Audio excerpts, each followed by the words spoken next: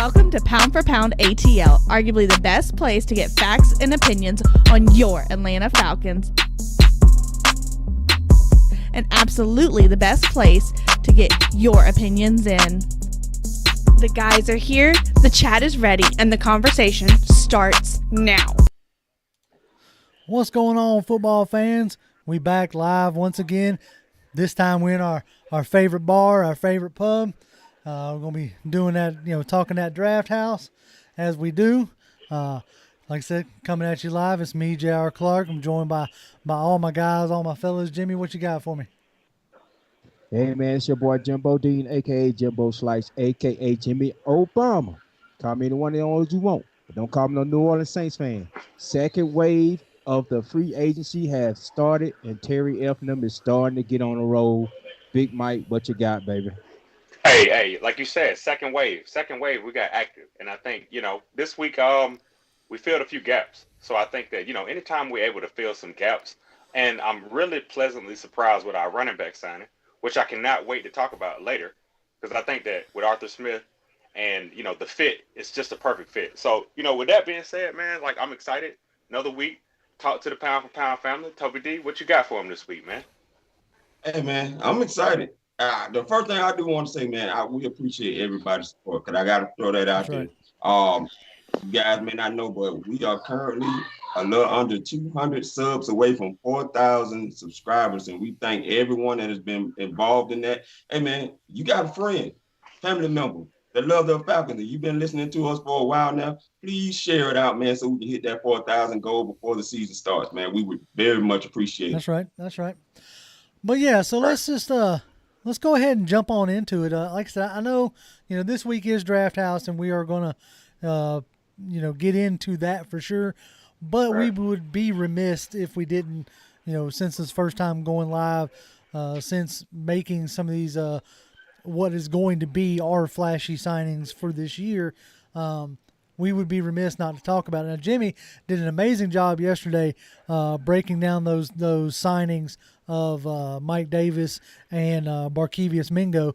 So if y'all haven't seen that one, I definitely suggest y'all go back and check it out, because Jimmy, you did an amazing job there. But appreciate it. I wanted to, like I said, to take the initial volley, the initial salvo that we have here, and talk about what we feel like these signings have done for us. Because coming into this offseason, we cut a lot of guys, obviously didn't resign a lot of guys, so it left a lot of holes. And we knew with the cap situation that we had, we weren't going to be in the market for any big-name players. We knew that. We felt like maybe we could get in with David Andrews, who ended up going back to the Patriots. So that was kind of a little bit of a sting. I was hoping for one quality signing like that, and then some depth signing. So I guess our quality signing comes out to be Mike Davis, who, former third or fourth round pick? I can't remember now. Fourth round. Okay. Fourth round guy. Fourth round for San Francisco or Seattle? Because I know he bounced. Yeah, San Francisco. Okay. My brain is just went Kurt and locked up on me. See, but that's why y'all are here, right? So that we all can help each other out, right? We got each other. Anyway, so yeah, you got to sign it out of San Francisco, and then he got cut there, which sounded like was for cap reasons, or anyway, it didn't sound like it was necessarily performance based. Maybe it was a regime change, but. Got let go there, went to Seattle, then bounced from Chicago over to Carolina. Where Carolina's where he got the majority of his work, the bulk of his career carries, and a very productive guy. Now, I would be interested to see why he tailed off down the stretch of the season. Is that just a product of Joe Brady wanting to use Curtis Samuel as a running back? And, you know what I'm saying? Like, you can't really hang the performance of Ito Smith and Brian Hill on them per se, as it was our good friend Cutter, who doesn't like to run the ball, right? Yeah. So it'd be hard to look and say, oh, those guys aren't very productive. Well, they didn't really have a chance to be productive. So is it a scenario such as that? Like, I did watch the Arizona game, where he rushed for 84 yards. One of the 2 times in the season he rushed for almost 100. And he looked good there. I mean, he looked as good as you'd want him to be. There was a quote coming out saying something about one of the goals of the Falcons this offseason was to get a more power back on the roster, which they seem to have done with Mike Davis. So I was happy with that. Mike or Toby, what are y'all thoughts on that? I'll kick it off. I think it's interesting, you bring up Mike Davis and, we talk about a little bit about his versatility. And I think that, I think for Mike Davis's sake, he did exactly what the Panthers asked him to do. I think, having a back in this NFL, having a back that rushes for over 100 yards, I think to an extent it's an overinflated stat because a lot of times, this NFL, it's becoming more spread anyway. They're spreading the ball around a lot more anyway. So you're not really having those guys, getting the 20 carries, to get a lot of, padded stats, for lack of better words. But the thing that I like the most about Mike Davis is he speaks. I said it, in my opening salvo. It's a gap filler, right. Because we look at pass pro. Pass pro was a huge concern for us for years. We immediately get stronger in pass protection, right? So I would say also with a Mike Davis, pass protection aside is he's good in the screen game too. And I think, JR, I know Toby D, you guys talked a lot about the screen game that Arthur Smith runs, and I can't wait to hear what Toby D has to say about Mike Davis and potentially how Arthur Smith could use this guy. And really, like I said, I solid signing all the way around. I'm not going to down it. I'm not going to take the bait that, this is a stopgap sign. This is a guy that's from Atlanta, hometown guy, will be motivated to play as hard as he can for his organization. And I think in a position that we're in, with such a poor running offense that we've had since the days of Michael Barton Turner, right. Devontae, Freeman aside, again, I can't stress enough just how much this makes our team better in a position of weakness. And again, that ties into what Toby D said, not to overtalk this, ties into what Toby D said, that we're not in a rebuild mode, that I think we do have some pieces in place to be a competitive team this year. So what you got, Toby? So I'm going to say this, because the common thing that I've noticed with these signings is this. You just signed players that feel they got something to prove. Mm-hmm. And those are the type of players that you brought in. And I want to say this is philosophy that was out here, Scott Pioli's. We're not bringing in guys to win a championship. We're bringing in guys to compete to win multiple championships. And sometimes that starts with lower tier guys that are just hungry. They got something to prove. They want to come in here. They got their lunch pail and they ready to get to work. Eric Harris seems like one of them guys. Mm-hmm. Hey, I got something to prove. I'm not doing potato chips anymore. Carrying 50-pound bags. I'm in the NFL. I feel fortunate. Lee Smith, same guy. He comes in here. He could have retired. The man is 33 years old. He could have retired and has chosen to be one of the come to the Atlanta Falcons and won because Matt Ryan. Right. Despite what people feel, Matt Ryan is still a draw, and Matt Ryan is taking his guy out to dinner last week. Okay, they eating steak, potatoes, or whatever the case might be. And Matt is assuring this guy that I'm not coming in here, that you're not coming into a rebuild mode, guy. We are not that far away. Mm-hmm. So I believe this team is not a rebuild team. They are ready to still feel like they can win, but that doesn't mean that they're not going to still take a quarterback if that quarterback is high on that draft. Yeah, no doubt. Like, I mean, like they had the interview that came out on Twitter with Terry Fontenot, and if you took a shot for every time that man said best player available or whatever, you'd have been drunk within about 2 minutes, right? So, but if was a fair, right. But what he's doing there is he's definitely like doubling down, tripling down on the concept of best player available. And I mean, I have to say, I am very glad that y'all have the optimistic view that y'all have, because I don't at this junction. Okay, because the guys that were signing, I would have been okay. Let me put it to you like this. Mike Davis is a nice signing. I like Mike Davis. We needed a player such as that, right? What I was hoping for was a true like starting caliber, like safety, especially after you gutted that safety room.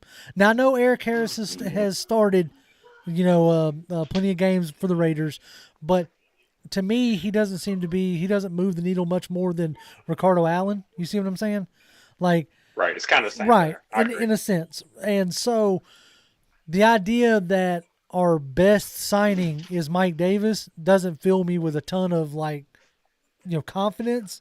And I'm trying not to be, Mr. Pessimistic, in a sense of I'm trying to look at the bright side.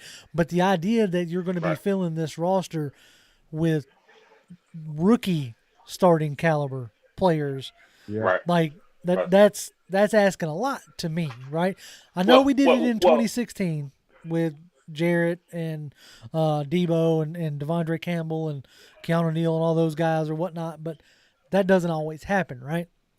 I agree. I agree. I think JR, the only thing I would add to that is, we talked about this last week on the last couple of shows. It's like we won free agency last year with Todd Gurley and Dante Fowler. It felt really good. We were like, man, look at Thomas Dimitrov. Mm-hmm. And I think that it led us nowhere, right? But I think that these signings are actually right in line with the way we've been discussing this regime, probably the last couple of months or so, with the way Arthur Smith is going to build a team with players that I think Toby D nailed it when he said hunger. I see players that are like, hey, I saw there's a help wanted sign for some jobs in Atlanta. You got to roll. No doubt. You got to roll for me. You got to roll for me, Bart Mingo, because you think about it. Bart Mingo is an under-the-radar signing where, again, Bart Mingo is a guy that if you really look at it, we actually have quietly upgraded at a few positions, to be honest with you. Don't get me wrong. Like I said, Charles Harris, good player. Allen Bailey, good player. But Jimbo brought up a good point in his video yesterday when he talked about Bart Mingo coming out of that two-point stance. We didn't really have that player profile on our team last year. And I'm not saying Bart Mingo will come here, revitalize his career, get to the quarterback, apply pressure. But Bart Mingo is a veteran who has been around this league. So I think actually what I like about where we are right now is we kind of have the right mix of veteran guys who are hungry, who are willing to teach. Right. Lee Smith, willing to teach. Bart Mingo, all of that kind of stuff, and the right amount of youth where, to be honest with you, man, in the NFL, you need a little bit of luck, too, sometimes. You need that youth and that veteran leadership to kind of blend a little bit, and I think that that's why I'm actually twice as happy that we got Mike Davis than I was with Todd Gurley, because it just felt good. It felt, I'm coming home. We had the song behind it. There's no song. This just a guy ready to roll his sleeves up and go play football. So to me, I take that because we just focus on football. I'll continue to say it, and it's already been brought up in chat once or twice. Go ahead, they brought Gurley in here to sell jerseys. Okay, they brought Gurley in here to make everybody feel better. It was a straight PR move. They knew what they were getting. That was a $6 million PR move that, had COVID not hit, would have paid off with people in the stadium buying that, 21 Gurley 3, you know what I'm saying? And so that, to me, like I said it from word go, because even if Gurley had come in here and balled out, he wasn't staying past this year because he wants to get paid. And he's trying to build a brand, which I ain't got nothing against, man. Build your brand. Do your thing, right? But I never was much on, as y'all can go back and look, I never was much on the Gurley signing to begin with. Now, Mike Davis, on the other hand, what I've watched him, his pass pro, catching stuff out of the backfield, he ain't going to run away from you, so to speak. He'll run you over quicker than he'll run away from you. But I think in Arthur Smith's system, he's going to get you, good solid yards. If they decide in the third or fourth round to add a back, whether it's Ramondre Stevenson or, I was about to say, or Michael Carter or whatever, because what people don't necessarily realize is Derrick Henry, Derrick Henry rushed for 2,000 yards. You don't rush for 2,000 yards on accident. You don't stumble your way into 2,000 yards. But a lot of Derrick Henry's runs were 3 yards. You know what I'm saying? A lot of them, was 3 yards. And so I think Mike Davis can come in and operate. Now, do I think Mike Davis is your starter? Maybe day one. But by the bye week, I'm pretty sure, unless whoever you brought in via draft or Ito Smith or whatever, I don't think it would take much to overtake him. Now, today, just before we got on air, they signed a cornerback, Fabian Morrow, I believe is how you pronounce his last name. I could be wrong on that. Y'all know how good I am with names. But he's a guy who I don't know much about. The Twitter world seems to be pretty, stable on him, as far as He seems like maybe this regime's version of DeQuez Denard. Okay, come in now. Granted, DeQuez, he was more of a slot guy. Fabian seems more of an outside guy. So maybe this guy comes in and pushes Isaiah Oliver, Sheffield, whoever, for some playing time. So I'll be interested to see how that plays out. You got something, Mike? One thing on him, I think this is one that got Kyle Smith written all over it because, Kyle Smith was with the Redskins. I think that Fabian Moreau was with the Redskins. And one thing I noticed about Fabian Moreau is he played a lot of games before last year. So what I read up on him was he fell out of favor with his last regime. So for whatever reason, his snaps got reduced dramatically. And he still had 2 picks last year. So I think that another guy who took the help wanted sign, who's ready to come with a new regime, come and play, another veteran who has played NFL games, who again, that gives us some more versatility with Kendall Sheffield. Because none of us can write off Kendall Sheffield yet. He's had some moments, don't get me wrong. But Kendall Sheffield, healthy, with a Fabian Moreau, with an AJ Terrell, we can try that out and see what we can do with that. You know what I mean? And right now, before we potentially trade back or go a different way, talk to it, Jimbo. No, get to me now. Look here. I'm writing off Kendall Sheffield. You writing off? You done with it? I'm tired. This old regime is looking at these players. How many chances have we gave him? How many times have we said his name over here at pound for pound ATL? See, let's look at this. Let's look at this from a Terry Fontenot and Arthur Smith standpoint, okay? Keanu Neal, you can walk. Rico, you can walk. KZ, you can walk. Sheffield and Oliver, you're next. And Reginald Oliver, if you're in here, I'm finna do it too. I'm finna get on them page. I'm finna get on the same page with them. I'm done with Sheffield and Oliver. I'm done. If they push them out the door, you think pound for pound ATL finna stop going on air? Oh no. Right. We good with him. Good with them two walking out the door. Ain't nobody finna lay down in the bed and can't sleep at night if Sheffield and Oliver seem to hit the door. So okay, we're gonna keep saying this Sheffield over and over again. Seems like every year we keep doing it for some reason. I'm done. All right. So hey, miss me with that one. Hey, keep signing them, Terry. Go ahead. Now I will say this. Looking at the chart right now, there are 2 positions that are heavily stacked, and that's your wide receiver. And now that's your cornerback room. You just added your 7 guys to the cornerback room, and now you got 7 guys at the wide receiver position as well. So they definitely are not going to stop adding at them spots. So somebody's going to be gone by the time camp is with. That's right.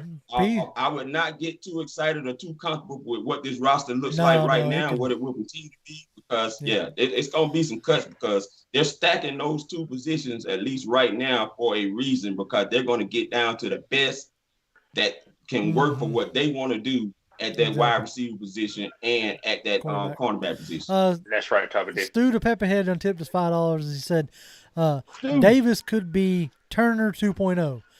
Same situation. Hey. I'm good with it. And be interesting to see, right? It'd be interesting to see. He does have some Michael Turner vibes to it, at least from the little bit I've been able to watch since we signed him yesterday. So let's see. Okay. We're 20 minutes in. Let's go ahead and jump into the chat room and, and see what everybody's up to. Let's see. We got Keith Weaver says, yes, sir. Talking about, and then Hayden Hughes. He said, who watched the Lee Smith interview? I caught some sound bites from it talking about, and Toby even already brought it up, talking about eating dinner with Matt Ryan. Talking about he's coming in looking forward to getting in the phone booth and fighting. I like those little sound bites, as far as that goes. He's letting you know right there, I'm coming in to punch people in the mouth. Okay. He looked like it. Yeah, he does. He does look like it. Yeah, he there is no doubt there. Speed Falcon says Mike Davis was our only splash signing. And that's possible. I mean, it could be. Right. I still look for them to add another safety and potentially another pass rusher. At least that's what I'm looking for. I don't know if it'll happen, but Antonio Lambert says, why hasn't Quadre Olison played for this team much? Dude, that is $1 million. Him and Deidre Sanat are in the witness protection program. God, Deidre Sanat. This is the first time that is the first time this offseason we mentioned. I'm just saying. Wow. They are in witness protection. Nigel says, so is Gurley done for? He's done for in Atlanta. I can tell you yes, that. sir. He would listen. Honestly, unless he just likes the Falcon gear, that'll be the last time you see him in a jersey. Archangel says Mike Davis will keep Matt Ryan clean. I agree. A big guy like that. Yep, he's good at pass pro. Come on now. That was something I saw quite a bit up there in Carolina with him. It's Ryan Wonder says much better signing than Mark Ingram. Davis is a great player. I agree. He could come in, like I said, he could come in and quietly put together a solid season, I think. No question. And then Ryan Wonder followed it up, says, I wonder if Matt Ryan will take Trey Lance to dinner after the draft. I bet you he would. Lord. I mean, I'm just saying, like, Matt Ryan seems like a kind of. Y'all cutting deep. Well, I'm just saying, Matt Ryan seems like a kind of guy who understands the business and understands that he's now going through a third regime change. Most quarterbacks don't make it through that many regime changes. He understands the business of the situation. And it doesn't hurt that he's made as much money off his team as he has. Like, I mean, you know what I'm saying? And he knows, simple fact, and we're going to get into this here in just a minute, simple fact, he knows that if they cut him, he's going to be getting checks for years to come from the Atlanta Falcons. Oh, no. You know what I'm saying? Yes, sir. Like, flat out, right? Let's see. Speed Falcon says we are taking Penei Sewell or Kyle Pitts. That's going to be the talk. Like, if we stay at 4, it's O-line, generational tight end, or QB. That seems to be the camps if we stay in at 4. That's it. And then the fourth camp would be trade down for a defensive player, right? Like a Surtain or Parsons or, Trevon Moehrig. These pro days are coming in, and because we didn't have the combine, these pro days are starting to move people up the boards. Like, you had Asante Samuel Jr.'s pro day today.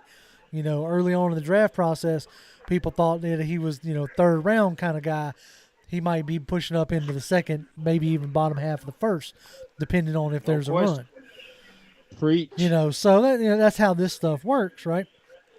Andrew Bada says, worst comes to worst, I think Mike Davis will be a good number 2. And that's the thing. Like, if you, like, okay, it was last year you had, it was Mark Ingram, I guess, up there in Baltimore. You had somebody start, and then J.K. Dobbins, after a few games, took over as the number 1 back. And then you could have that kind of a situation, depending on who we draft. People are questioning your thoughts on Kendall Sheffield there, Jimmy. Talking about, is he a problem? I don't think Jimmy was saying he was a problem. I think Jimmy was saying, I'm tired of hearing about a guy who isn't necessarily producing. And right, we want to see something. All right, and I respect that. And I honestly, pound for pound family, I like his take on Kendall Sheffield because he's right. I think, it's hard with a defense that's this bad to hype up potential. I think we got to see something. I think we've seen glimpses of Sheffield, but you're right, we still don't know what we got in year 3, year 4. And he's got all of the talent, all of the measurables, went to the big school, all of that kind of stuff. And I don't think, all that good fun stuff. So he checks the box, but you're right, we got to see more before we come. I agree. Yeah, anyway, nothing against him now, but I'm tired anyway. Right. But anyway, so that chat funny. Yeah, that chat's funny, especially we got some other creators in here checking in on us. Appreciate y'all checking in, keeping an eye. Thank you. Tony Wright says, JR, there is let's see here. There's a veteran free agent pass rusher that is perfect fit for us, in my opinion. Ryan Kerrigan, 32 years old. I don't know if he's a free agent. I didn't know he was a free agent until now. We should sign him. Possibly we will sign him. They may take a look at him. You're going to have the connections of the Washington executive. Ryan Kerrigan has spent most of his career at Washington. I thought I heard him taking trips to go talk to somebody else, but I'm not 100% sure. I'd have to pull that up. I think it was Cleveland. I think it was Cleveland. So, yeah, we'll see how that goes. Kerrigan's a guy I've always liked. I think that would be an interesting signing as far as a proven guy, right? Right. Mad Mike Sports done tipped us $2. Thank you there, Mike. We appreciate that tip. Mike. He says, I wonder if P for P will give Mad Mike a shout out. I mean, you paid us $2, so I guess I'm gonna give you a shout out. Man, Mike, what's up, baby? What's up, I mean, baby? that's how $2, this game bro. works, right? So Right. Tip us more. I'll say your name again. Go ahead. Anyway, sorry. Speed Falcon says, please do a mock draft, please. We're going to. I'm working on that kind of stuff. It's coming. Yeah, we're going to do a mock draft as we get closer to. I wanted to get the pro days and all this stuff in these systems so that we can get the better, because that's the deal with these simulated big boards, right? Or these simulated draft simulators. Simulated draft simulators. I'm good with English. Anyway, the draft simulators, as they get more information fed into them, they get better.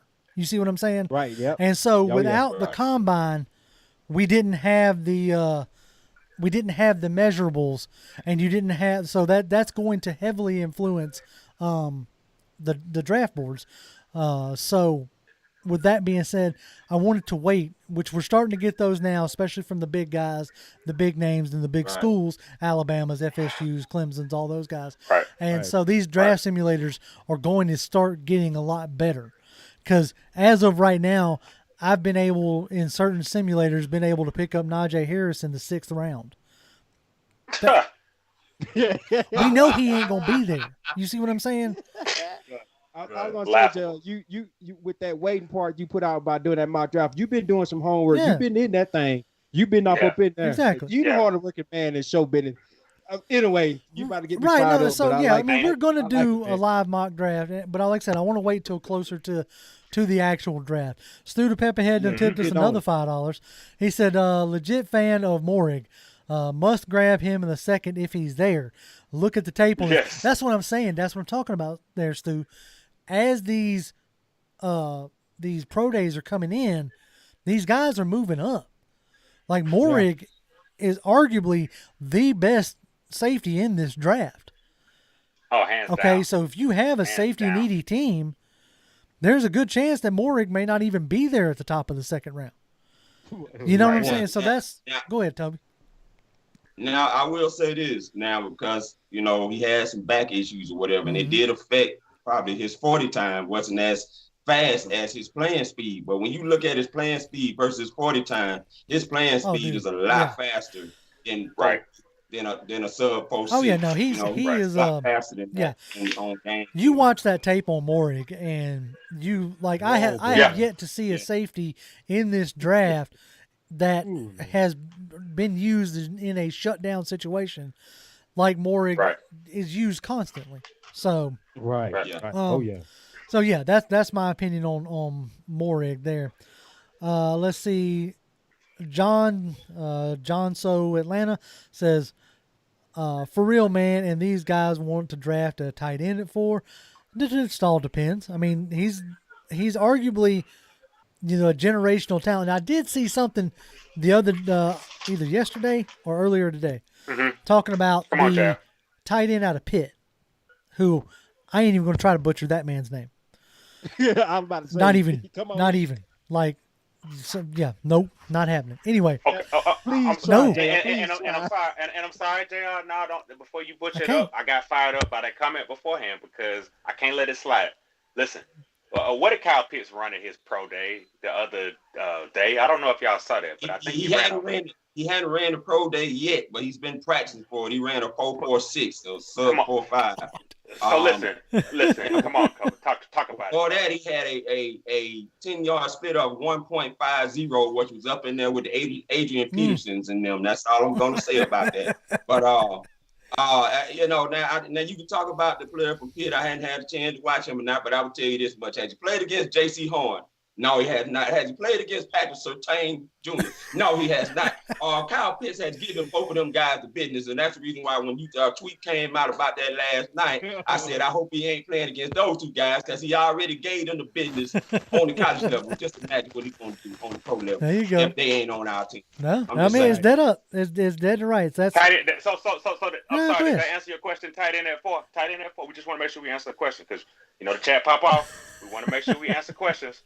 Tight end with a 4-4. Anyway, go keep Yeah, going. no, JR. it's like I'll take him if he's there at 4. I'll take him. You know, and I'll put it this way: if he's the best player available right. on their board, then yes. That's it. That's it. That's the whole deal. With as many times as that man said, the best player available. You know, Boy, okay. I got so tired of it. Like I said, I mean, you got to feel like that's what You he's know, going to Bert- do, right? Yeah, he Unless burnt it's a his small gigantic brain. smoke screen. Yes, sir. Adam Holloway says, sorry I'm late, y'all. What's up? What's going on, Adam? We appreciate you dropping Big in. dog, what's up? You ain't missed much other than some free agent talk. That's about it so far. Brandon Wade says, what do you guys think of Eric Stokes out of Georgia? All right, this is a chance, Jimmy. Y'all can do some talking there because You go first. I know he's You fast. go I first, saw Mike, that. then I'll come. I hate doing this. It's real quick because I'm giving it to Jimbo. Jimbo, a secondary guy. I hate to talk. I don't like to measure a football player by his 40 time. But when you run a 4.28 in the 40, and you want to pair him with AJ Terrell, and you give me that speed that Dean Pease can coach, he one of those guys that look, man, we got to make it work. Because I mocked him a couple of weeks back, and I've been an Eric Stokes fan since the very first time he started a UGA game. Because I saw the way I go back to Eric Stokes about 3 years ago. When he was guarding all the Alabama receivers, I believe in the national championship game, and was holding his own and locking down, elite speed guys. A lot of these guys are in the NFL now. Jerry Jeudy, these guys weren't catching a thing on this guy. To be honest with you, if you were really a Georgia Bulldog fan, you know that this other guy, Tyson Campbell, that they try to put in the conversation with Eric Stokes, is a little bit fool's gold. Because Tyson Campbell got cooked by Jalen Waddle last year. Look at the UGA Alabama game. But you talk about a guy that's going to come every week. That honestly, you don't worry about it, the cornerback position. Because, I go back to what Jimbo said earlier. He talked about Kendall Sheffield, question marks. This guy comes in. He might be a little bit grabby. Work on his technique, but we can work on it. That's a guy, Eric Stokes, 4.28. Again, I don't care about what these guys look like on film. You give me a 4.28, and we can make something happen, and we can start transforming this team. Jimbo, take it home on this guy because you know how we feel about this guy. And I'm going to get off of that 4.2 speed because that's a straight line running. I don't really care about that. I care about sideways, coming out of your move, and not being no waste of motion. That's what Eric Stokes got. That's an NFL defensive back, ladies and gentlemen. Now, his game film is not what you need to be looking at. I don't see some practice film, ladies and gentlemen. And the best wide receivers at Georgia, he was locking them down. George Pickens, ask George Pickens who Eric Stokes is, and I guarantee you he'll tell you who he is. That Lord to play the game. I ain't really worried about that 4.2 speed because I really don't believe in it anyway. I put on the helmet. I want you to put your whole outfit on and run for it. Right. And then I can. Yeah, I've never understood I why. don't really care about you trying to put. I ain't never understood why we ran them in. Ran those guys in shorts like that and get worked up about it. But hey, it is what it is. Hey, Fred Butts done tipped us $5. Thank you, Fred. He said we should trade back and draft a linebacker out of Georgia. He's a beast. I'm assuming you're talking about Azeez Ojulari.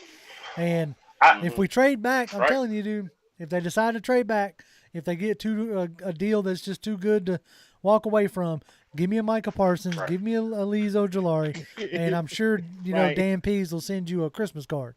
That's just my. Let's go play football. Right. All right, King 7. All right, this is a good one here. And King says, "How many weapons are we gonna give Matt?" Shake my head. Give him a running back. No, more. Give him a running back. No more ends or wide receivers. Lord, have mercy. I'd rather grab a defensive player instead of giving Matt another weapon, or give me Parsons or someone else. LOL. Hey, but that's what makes this draft so much fun. There's so many different ways we can go, so many different things we can do. You have the concepts of go ahead and grabbing your quarterback for the future, letting him sit for a few years, a year or two, whatever it is. You got the concepts of grabbing a potentially generational player as in Pitts or trading down. I mean, there's so much we can do, and that's what's making it so fun to sit here and talk about week in and week out. Hayden Hughes says, Richie Grant is the second best safety. 1,000+ snaps, only 2 defensive penalties on his career at safety. He had less penalties in his college career than certain Atlanta Falcons cornerbacks. Yeah, I mean, like Oh. once you get past Morig, there's a toss up between Richie Grant, and then injury, you could have possibly talked about Andre Siska out of Syracuse. So Yep. we don't know exactly how he's going to come back from that injury. But those are the guys that if you miss out on Morig, that's your next best targets, like flat out. Right. No question about it. I No like question Richie about it. Grant Quite a bit. Adam Oh, Adam yeah. Holloway says thoughts on the O-line in the draft, not in the first round. So he's not talking about your Panay Sewells or your Slaters.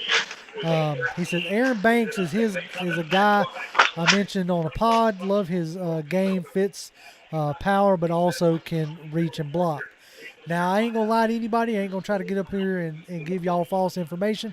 I haven't done a ton of look into O-line guys as of yet. The names that I'm starting to see pop up are the guys out of the gentleman out of the guard out of Tennessee. I'm trying to remember his name. I know he goes to the Tennessee Vols. And then there's also a couple guys out of Alabama. Leatherwood, I think is his name. Leatherwood. Yeah. So Yeah. in the part that makes that interesting is you cut James Carpenter, and then you re-sign Matt Gano to a $3 million deal this year. Essentially, what is a Trey Smith? Thank you, Chris Jameson, Trey Smith. So I think guard and center are still very much in play. For this team, whether it be, Yep. I don't think you're going to get one in free agency necessarily. I think it is going to be in the draft. So I expect them to take a guard or a center pretty early. Like you have, Carpenter, not Carpenter. Good Lord, too many names. Hennessy. Thank you. You have Hennessy, who finished out the season as our center, and took his lumps, but that's his position, right? He is center. Right. I don't want the left guard experiment of Hennessy anymore. Either you put him at center or you make him a backup center and let him go when his contract's up if you don't like him, But that's the right now, that's your incumbent starter at center. So is there a center in the draft that y'all have spotted yet? Not really. Okay. I want to get me in Cleveland because he plays center a little bit, but he more of a tackle. He can play them all, and I wouldn't mind taking either one of those guys. I like the center out of Iowa. He's pretty good. Gotcha. But as far as the center guard / I haven't seen too many that really just jumping off the board to me. I got What you one. got? I got one. I got one 4th, 5th round. Trey Hill, UGA, center guard combo. If he there in probably like the 5th round, he's a guy I might take a flyer on because he started at left guard at UGA. Played pretty good center. Again, was a guy I think that came out a little bit too early, and a guy that I really think we could take advantage of from the standpoint that if Hennessy is really our center, he still gives us a left guard. He can come in and fill in and be a starter at left guard kind of from day one, because that's really what we're banking on. Because what we really haven't talked about is the Falcons going so aggressive after David Andrews. What does that really say about Hennessy, though? Like, he played a little bit of left guard, played a little bit of center. How do we really feel about this guy, or is it too early to tell? Because that's a little concerning. Right. Myself, it might be a thing where it's I feel like it's too early to tell on Hennessy, but our head coach, his background is O-lines and tight ends. O-line. Okay. Right. So there might be something on tape that he sees that he ain't a big fan of. Maybe a tendency that he's like, oh no, I ain't trying to coach that out of nobody or whatever. I don't know. You know what I'm saying? But, or it could be just a simple, like, okay, the first year under Shanahan, you had Parsons as your center, and it was an absolute disaster, right? You go out and get Mack, a veteran center, and everything completely and utterly solidifies, right? So if they run a similar style offense as, people, as we feel like they do, he may be wanting a more veteran center. There's certain positions that these coaches may just feel more comfortable with a veteran versus a rookie. You had Rivera Rivera up there when he was in Carolina didn't care much about cornerbacks, like whether it was a starting cornerback or a Bradbury. He wasn't predicating his defense on the cornerback, so he didn't put much capital there. So it could just be a situation like that. James C. Olberton III, I love your name there. That's awesome. Shout out. He gave tip us $5. He said, shout out to Columbus, Georgia, from a Maryland Falcon fan. All right, then. Okay. Columbus, that's a... Hey, 706. That's 706 right. in the house. That's where Mike went. That's where Mike went to college at. Look at old Mike. One of them old, yeah. Okay, all right. Been out. Know about Columbus. Yeah, so anyway. I mean, it'll be interesting to see. The interesting part on the O-line really does speak to me as like retaining Gano. Retaining Gano at a second-round tender for an undrafted guy. That speaks a lot right there. From whatever Arthur Smith or whoever the O-line coach is, I can't think of his name, whoever the O-line coach is, whatever film they watch of Gano, they decided they needed to keep that guy. They like it. So, but I do expect them to draft an O-lineman second, third round for sure. And first round if they feel like that's, the best guy wherever they are. Whether it's Sewell, whether it's Slaughter or Slater, what have you. Yeah. I'm glad the chat's bringing this up. So we gonna dig into this center, left guard, right guard. We're gonna dig into this real hard. Yeah. That way we can get y'all the answers. So y'all, thank y'all for bringing that up, man. So it's like that's one thing. One of the things I love about doing this is the chat will bring up something that I'm like, oh yeah, I haven't looked into that enough yet. Because I'll get fixated on something along the lines of running back or whatever, and sometimes forget to look into things. So let's see what else we got. Toby Wright, Toby D, can you do a film breakdown on the Tennessee left guard Trey Smith? He is a beast at left guard. His junior year played left tackle due to the injuries. Then he moved back to guard in 2020. So they're asking for your opinion there if you get a chance. Mr. Toby D.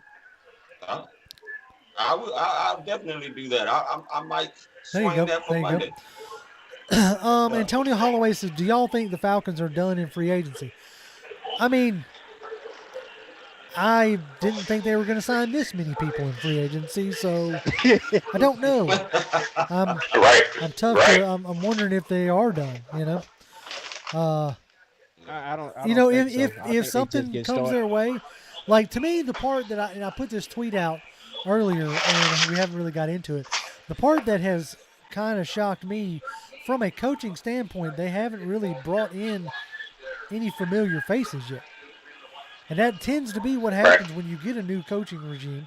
You at least get one or two players that know the system that can help the other players, So it'd be interesting to see. Oh, it looks like we lost Mike. Oh yeah, he's taking care of something really quick. Okay. Well, we're gonna leave it there and let him do what he has to do. There he is. Yeah, he'll be back in there. Anyway, so it'll be interesting to see if they're done, if they bring in. I mean, because you still have Daquan Jones out there, you still have Kenny Vaccaro out there. You still got some former Tennessee guys. The wide receiver Adam Humphries is still out there. So there's former Tennessee guys that we could bring in depending on like prices or whatever, right? At the deal right now, we are at the bottom of the barrel shopping already. So we only got $1.5 million left as of today with the signing up that Fabian. So I don't know what they're gonna do unless he works. Right, and that's the thing is like I put out a series of tweets earlier today, talking about the pictures starting to become clear. And what I mean by that is you restructure Matt Ryan, but you haven't touched Grady Jarrett, you haven't touched Deion Jones, you haven't touched Julio Jones, you haven't. I think that's really about it. I mean, you've restructured or redone Jake Matthews, Tyler Davidson, Matt Ryan. So if you need to create some more cap space, you can. They did not go into free agency with the max amount that they could.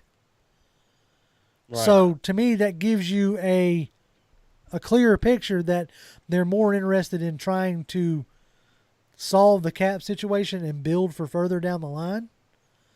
Like, if they end up doing good this season, obviously they'll be happy with it.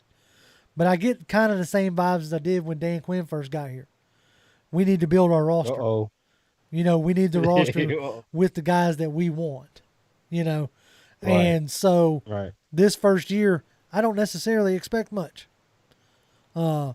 And the ultimate sign will be if they stay at 4 and draft a quarterback. Then I'm not saying that they're throwing in the towel for this season, but I definitely feel like they'll have their eye towards the future. So, well, I will say this in regards to that, because, you know, I've been listening to the audiobook of Arthur Blank, Good Company, at probably my third time around now. And one of the things he said was, you can throw a guy in the middle of the lake, but make sure he has a life preserver just in case. And the reason why for that is so that it's to encourage them when you give them that safety device to be able to take more risks. Which is the reason why it's not out of the realm of possibility that they could take a quarterback at number 4, because you know you got Matt Ryan, you know you got Julio Jones, and you got a pretty good, decent core of 8 guys that I have tabbed as your guys. You're going to be really expecting your Pro Bowl guys that are on the verge of Pro Bowl to really get this team going and carry this team on their shoulders and lift everybody up. So it's not out of the realm of possibility that they could take a QB, because they know they have a security blanket in Matt Ryan and Julio Jones. And that's like I said, to me, if the final like picture to me is if they take a QB at 4, if they stay put and they take a Justin Fields or a Trey Lance, because I've got a strong feeling one of those two are going to be there, right? If they take one of them, then I feel like they're saying, okay, we're going to do what we can do, but we're really building towards the future. And if that's the approach, that's the approach. I'm not going to sit here and lose my mind over it, right? You know, but it just paints the proper expectation. We are close to bumping up on an hour, and we ain't even talked about what we came on the air to talk about. Right. So let's go ahead and get into that so we can at least say that we did it. I hate that we have lost Mike. I hope that he comes back. Am I back? Can y'all hear me? Okay, cool. Yep, I can hear you now. Yeah. No, I'm back, baby. All right. Yeah. So let's get into our initial talk. And I'm going to go ahead and kick this off because after doing more study, I was excited about this guy, but now I'm not nearly as excited. So I'm going to start my mine off with okay. The situation that I proposed for our guys was we're going to take a QB in this draft. It's almost guaranteed. So this week we're going to not take one in the first round, and we're going to take one in the later draft. And that's all good, Mike. You good? Just roll with it. Mike. But we always roll with the punches. That's what we do. All good. Anyway, so the first one that I'm taking, the first one that I want to talk about, who is going to be available in 5th, 6th round, maybe even undrafted. I don't know. He could come in and be a solid backup for sure. And, could pretend, you know what? I'm not even going to try to pretend. He's not going to develop into a starter. He's going to come in and he's going to be your backup, okay? He's going to be your solid backup. Right. He's going to be a clipboard. He may come in at he might play some Taysom Hill kind of role. Okay. Oh, okay. You know what I'm saying? Okay. He might play a Taysom Hill if Arthur Smith wants to get creative. And I'm talking about none other than Texas quarterback Sam Ehlinger. Okay. Now, initially, I got excited about Sam Ehlinger, and I'm not even going to lie, because I was like, this dude's been at Texas forever. So he has to be, a decent quarterback. He ain't lost out his job or nothing, And so when I got to looking into him more, I was like, okay, well, maybe he's not as good as I thought he was. He does have a career 62.5% completion rating. He's thrown for over 11,000 yards, 94 touchdowns, 27 interceptions, and a 145 QBR rating. So he's a solid guy, right? He's a guy that if pressed into service in a backup role, he's going to like keep you in a game.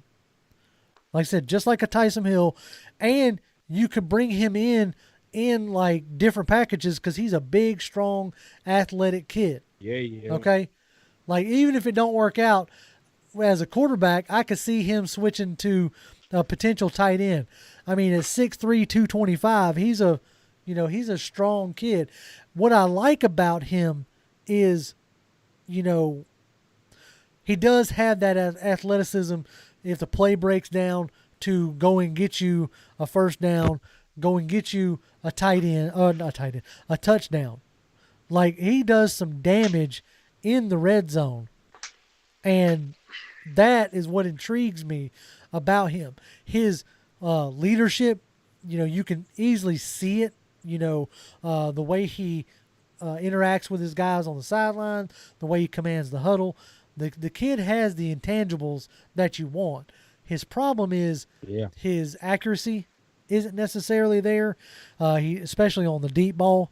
And sometimes he can throw some ducks. Like, I watched his pro day, and even in like perfect conditions, like some of the balls weren't as tight as I would like for them to be. Didn't get to the receiver in a sense that I would like it to do on some of those routes. But as far as a backup goes, like I said, 6th, 7th round, potentially undrafted. He's a guy that has a lot of intriguing and intangibles that piqued my interest. Mm-hmm. So, Mike, you back yet? Okay. Yep, I'm back, baby. Yeah. Hey, but I want to speak on Sam Ellinger just a little bit. Just caveat. But this is the thing about him. He played a lot of ball over there from his freshman year. So, like, as far as like sitting type of guy, and this is where we coming at pound ATL. We coming off a guy that can possibly sit and possibly come in and move in once somebody actually decide to hang up the cleats. We not saying who we picking for to come in and just start. No, not even close. You got that wrong. Don't even try it. But like I said, he played a lot of ball. So we laughing. But he played a lot of ball and not like that. And he was on the center. Yeah. Beginning of career, he was on the center, not like that too. And I mean, I see what you was kind of excited on. But like I said, as I started digging down into it, I was like, okay, this guy isn't exactly what I thought he was going to be. But look, I'm a man of my word. This is the guy that this is the guy that I set forth. So that's the guy I went with. I didn't want to pull a mic and blow out my Achilles and switching players. On you can't do that. So, what's going on, J-Dog? I see you in there. Glad you decided to join us tonight. J-Dog. Now, Jimbo, I want you to go next with your guy because I think your guy has a lot of intrigue. So, go ahead. Yeah, he definitely got some intrigue. And I see the chat is blowing up about this guy. They were blowing me up on Twitter about this guy. And man, he's really starting to create a name. And after a pro day, now he play on the west side of the ball. He play on the West Coast. So you don't really get to see him like you'll see a guy that play on the East Coast or playing the SEC or the ACC. And my guy's Davis Mills out of Stanford. 6'4", 228 pounds out of Duluth, Georgia. Yep. That's right. He's a Georgia boy. Don't get it twisted. Georgia boy, just like all of us up in here. Anyway, but see, he was the number 1 rated pocket passer coming out of high school. And I liked that because he played in that Nike 11 Elite Passing League, and I watched him. Outstanding. He was in that Tour class with Tour and Prom and all them, that great class. And he was the number 1 pocket passer coming out of that class. I like it. He got a mid-round grade on this guy. Now, I watched his pro day. He ran the 40. He ran a 4.66, and then the second time he ran a 4.58. They tell me he knew he could have ran better, and he went and improved and ran better. So I like that. My knock on him now, he only got 11 starts. That's not a lot of starts, but within the more than 11 starts, he was under the center. He was in the pistol. Check this out, guys. He was in the pistol. Stanford run that type of stuff over there. He was in the pistol. Now he got clean quarterback mechanics. When I say clean, I mean, boy, like Josh. You remember when Josh Rowland was coming out of UCLA? The man was clean. Now he got that clean. Another knock on him though is that knee Right. issue. He ran around with that bulky knee thing on it. I don't know if I want to go there, but if a guy that's going to sit and learn from the great Matty Ice, I won't have a problem with that learning off Smith offense. Now I'm gonna give you 3 strengths and 3 weaknesses, and then I'm gonna back up out of here. But I like him. I think he could be one of those guys that can come in and have like a Nick Foles type of career. Yeah, I said that one. Okay, 3 of his scripts. He's real tough in the pocket. He'll sit in the pocket and take a hit, which is very rare these days. Nobody don't like to do that. They'll let that ball go before they get hit. They'll throw an interception, fumble, whatever. He got better and better as the season went on. Jr. You know me, yes, you sir. like that. I like to see growth. I like to see improvement. And that's what he did over there. And then he's above average when it comes to athleticism. He's more athletic than you actually think he is. He can actually run the ball. If you want to run a quarterback draw, he can do that.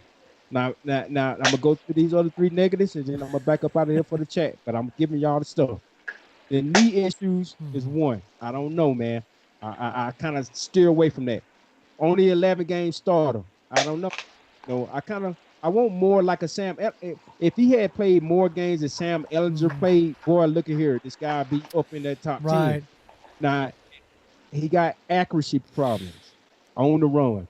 On the move, his accuracy is dead. That's not good. Once you get him off his spot, good God Almighty, he'll throw the ball into the ground. It kind of looked like my pitching game when I'm golfing. It get bad. It get bad. But look, a guy that's going to be willing to sit and learn and grow because he get better and better. So if he going to sit, that means he's going to get better and better. Not go sit in the house and play video games and play Fortnite. He's not going to do that. He's going to look. Shots fired. Shots fired. But Davis Mills is a legitimate guy that can come in and have an NFL or solid NFL career and can be still getting checks 12, 15 years down the line. Being a serviceable backup. Right. I got you. I mean, the guy's clean. I like him. Stanford, 6'4", 228 pounds, Duluth, Georgia. Not bad. Great. Yeah, and like you said, he's a guy who is catching a lot of buzz here lately. Yeah. I know Daniel Jeremiah, the NFL Network, was pumping him up on Twitter. So it'll be interesting to see, how his career ends up coming out. All right, Mike, before we lose you again, let's go ahead and get unless somebody's got something to say about Davis Mills. I ain't trying to cut nobody off. Yeah. If y'all got something to say about it, no, I think the one thing I add on Davis Mills, I think we talked about him last week, Jimbo. Georgia guy, Georgia kid, familiar. Probably will be ecstatic to play for the Falcons, but I think you touched on his accuracy concerns a little bit. I think that not having a guy that's really known for his accuracy, now, he does have good touch. I think he hits a lot of receivers in his stride. Love that. I think that a lot of we dropped it was a lot of balls we left out there that we weren't hitting the guys in stride. He'd be a guy that definitely that's a strength of his. But Davis Mills, a little too rich for my blood. Now, to go into my guy, let me tell you something. My guy is more of this is used car sales. This is like, you've heard these other guys. This is a guy that I think, once we get through the smoke of Trey Lance, you get through the smoke of Justin Fields, Trevor Lawrence, Zach Wilson, all of that type of stuff. I got another guy. My guy, I feel like, is right on par with these guys, to be honest with you. And to be honest with you, I'll take it a step further. I feel like if this guy would have came out in last year's draft, I think he compares really favorable to Jordan Love from Utah State last year, who went in the first round and took a really high, and the Packers took a really high flyer on him. I think that this is a guy, because this is a quarterback-rich draft, that he doesn't get talked about as much. But when you look at his tape and you look at what the other guys does, well, he's got some elite characteristics. Also, when I think, you look outside of the Kyle Trask, you look outside of those guys. I do think if you put Kyle Trask and my guy Kellen Mond, who is the guy that, like I said, we get him, I would say even in the second round. If we got him in the second round, we start the hand-holding process. And this is a guy that we know doesn't come in with the expectations that he's got to come in and be a player from year one. So I think Kellen Mond is the perfect guy to come in and be a backup, learn the system, learn the scheme, hold the clipboard, learn from Matty Ice, and really take his game to the next level. Because I think when I look at Kellen Mond's tape, it compares real favorable to two quarterbacks. One is Derek Carr. The other is Dak Prescott, just in terms of the way they're able to lead. Now, again, they're not going to wow you with, 80-yard throws or any of that kind of freakish athleticism. But I do think that what a guy like that will be able to do is come in, be a leader, be teachable, be coachable, all the other stuff that you look for in a quarterback. And I think eventually he's a guy that if you give him 2 to 3 years in the NFL could become a starter, because this is a guy that was a 4-year starter at Texas A&M in the SEC, has played against all of the top defenses, has shown up big in big games. And I think that, to be honest with you, if we get a guy like that second, third round, it fills a need. There's not a lot of pressure on this guy. And I would say that with the right coaching, right bit of nurture, it could make the quarterback room bright for at least the next 5 to 10 years outside of Matty Ice. Now we start the Matty Ice succession plan, and we put all this stuff to bed, which is why I'm willing to say we can either trade back, get more picks, Kyle Pitts, Penei Sewell, because we are chock full of we are a team that is ready to win right now. So ultimately right now, I think that at the quarterback position, a quarterback is not going to put us in the best position. Another quarterback is not going to put us in the best position to win as of today. So with that being said, I'm going to take the best quarterback player available. So for me, the best player available from a quarterback perspective and a needs perspective is Kellen Mond. And, like I said, I'm definitely a big Kellen Mond. No, yeah. So. When I saw him, especially as the Senior Bowl, he was the best quarterback there at the Senior Bowl. And he's going to get drafted before the 4th round, I believe. Whether it's by us, it's going to be by, somebody's going to pick him up as a potential replacement starter or a high-end backup, one or the other. It wouldn't surprise me one bit if a team like the Patriots were to pick him up, because exactly. They somebody with a stopgap starter kind of deal, right? But when I saw Kellen Mond, I pretty much was on par with, and you've been on that train from word go. So when I was playing draft GM, I knew I had to settle you with that one. Just like I had to saddle my good man Toby D down there with a certain quarterback. I knew that you were the only one out of the 4 of us that really could talk about this guy. So, so without further ado, Toby D, what you got for me, man? That Toby guy. I'm just gonna tell y'all the real. I'm not gonna sugarcoat it. Kyle Trask. Bam. Out of Done. Florida. Now, their pro day is not till March 31st. But let me tell you the weaknesses first about this guy, because I like to start off with the weaknesses before I get to the strength. Decision making can be an issue for this guy at times. When he is set on, that's who his target is going to be, because he trusts his target. Not because he's staring them down, but he trusts his guys to the point where he believes they're going to make the play when he throws the ball into their area. Now, that's not going to work at the NFL level, which is the reason why you can't really do that at NFL, because you can have more interceptions than what you left off with at college, okay? And the interception rate was pretty good, but you're not going to be able to pull that off at setting your mind on just straight trusting these guys to continue to make plays with these cornerbacks that are in the NFL. Okay, that's one of his weaknesses. The second weakness that I noticed, taking sacks when you don't need to.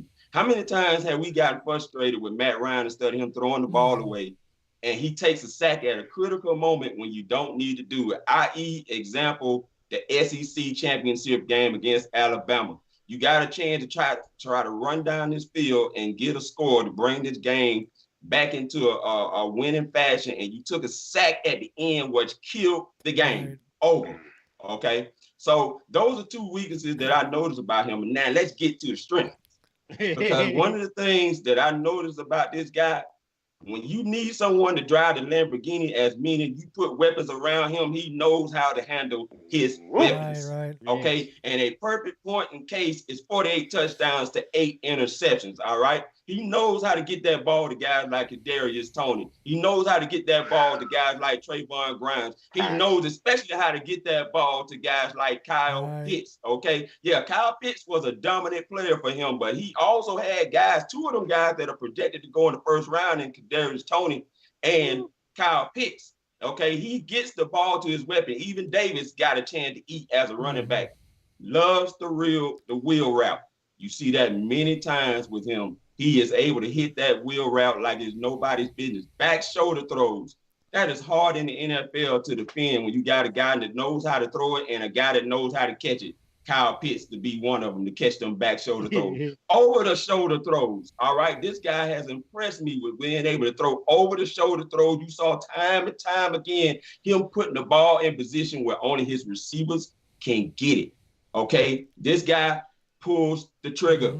Okay, he don't wait on his receiver to get open. He pulls the trigger on his receivers, and you see time and time again, just like the Tennessee Titans. I know the time and time again, when you catching the ball from Kyle Trask, you are going to extend and hand catch. Okay, you saw that time and time again with the Tennessee Titans, and the quarterback in the Tennessee Titans offense has to be able to pull the trigger, and your receivers got to extend and catch the ball, okay? He knows how to do that. So I'm definitely would be excited for him. And as far as the QB draws, yes, he is a guy. You won the 4 yards, you can about count your bottom dollar. A guy 6'5", 230, 240 is going to run a QB draw and did it many times and has had success off of them while he's doing it. So this guy definitely excites me as a guy. 3rd round, probably won't even make it to the 3rd round, probably be the 2nd round when they take him to sit behind Matt Ryan and fit perfectly, in my opinion, in Arthur Smith's offense because of those things that he can do. He takes care of football. Yeah, that's the deal right there. I mean, you know. Toby D, I've never gotten so fired up for a guy that's about to hold a clipboard in my life. I love it. Man, Toby, give it back. On fire. We definitely you definitely got some people talking about Trask is trash. Florida had weapons that made him look better. This is all fan till death. C. Glenn says, average at best, but that's what ATL loves. Average at best. Listen to that. You going to call Julio Jones average at best? Come on. C. Glenn, cut it out, man. But no. Hey, Kyle Trask was up for the Heisman the first 5-6 weeks of the college football season. Now, wait a minute. I hate Florida too. Now, I don't like Florida at all, man. That man was up for the Heisman. I'm sorry, it's all good. And listen, the thing, with us being Georgia Bulldogs fans, we watch Florida Gators every year. We know what Florida Gators bring every year. I would say in the last 5 to 6 years, no quarterback has even coming close to elevating that program to the level that it's been with them. And to be honest with you, you saw even when Kyle Pitts got hurt, what it did to their offense. You know, so to be honest with you, Florida will look like a completely different team next year. So to be honest with you, I'm hearing a lot of this Kyle Pitts and Kyle Trask, and they led their team to the SEC championship almost by themselves. So, anyway. It's always interesting. That's part of the process, right? You have to look at how the player played, who is the coach, you know, the systems that they run, so on and so forth, right? Does he have weapons? Does he not have weapons? So on and so forth, right?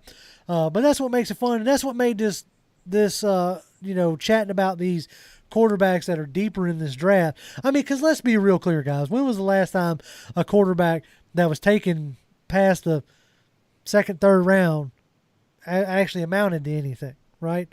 I mean, the closest you got to like a bona fide star is Russell Wilson in the 3rd, right? Then you have, the up and down career of Derek Carr in the 2nd.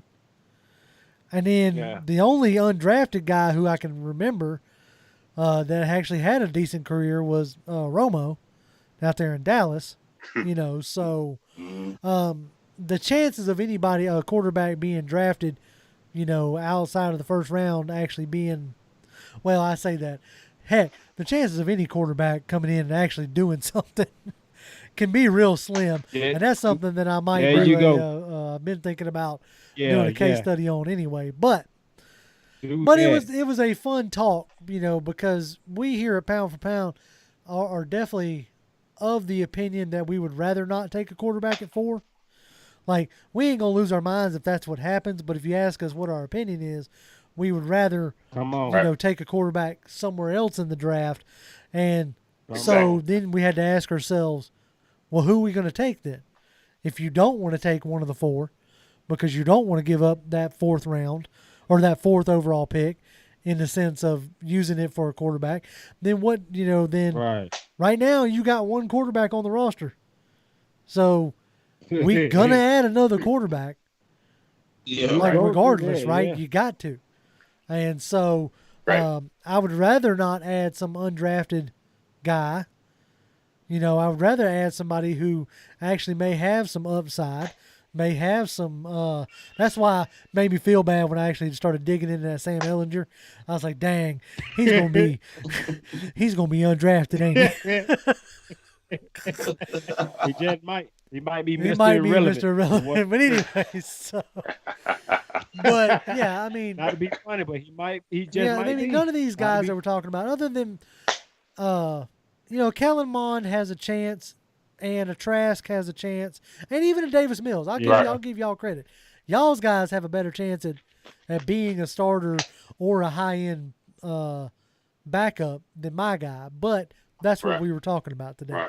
Now, granted, yeah, that's right. We had some free agent news that dominated, most of the show, but we had to get this in. So, but there's a possibility that we might not have a live show next week. We were going to get into that, but if not, we'll have something for y'all on Wednesday night. But I think we'll go ahead and wrap it up. We've bumped up over an hour. We're at about an hour and 12 minutes. So let's go ahead and wrap this thing up. As always, y'all can follow me on Twitter. I'm at Grimm1128, GRIMM1128. Jimmy. You can catch me on Twitter at Jimmy Obama, JIMMY, or OBAMA. I don't know why I almost misspelling that. But shout out to J-Dog, Adam, all Wallace, the guys, Ghost Peppers, Student Pepperhead. Appreciate y'all, man. I love it. Jaden, all y'all, man. I really appreciate it, man. Toby. Hey, Toby D 1991. Shout out Adam to the new podcast. I saw that. I'm gonna check it out. I want to see what my other Falcons fam is talking about there. So I'm definitely want to check it out. So shout out to him. Mike. Yep. And you can follow your boy, man, at Mike Dub, MIKE_DUB. I'm in and out on my Twitter, as you can see, kind of like I am on the show, working through technical difficulties in life on the show. But follow your boy. I follow you back. Send me the questions. I always love chatting with y'all. And this always love Pound for Pound family. Every minute of it. We love every minute of it. Take them home. All right, gentlemen. Hey, we appreciate y'all joining us tonight. And like I said, we'll have something for y'all next Wednesday, whether it's a live show or some form, something. We'll have something. And then we'll be back the following week with another live show. But as always, Falcons fans, rise up. Rise up.